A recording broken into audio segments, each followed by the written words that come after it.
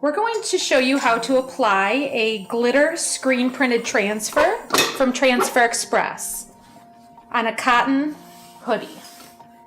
Start with your cotton polyester or cotton polyester fabric loaded on your heat press.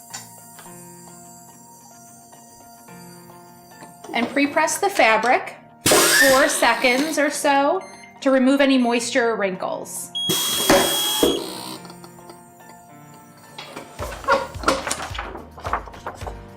With your glitter heat transfer, with the ink side facing down on the heat press,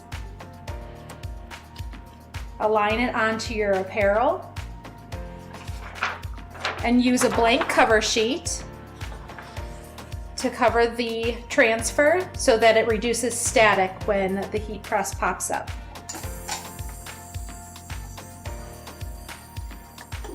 Close your heat press and apply for 15 seconds. And with the glitter transfer, it's a cold peel, so as soon as the heat press is done, we're going to move it off to the side and let it cool.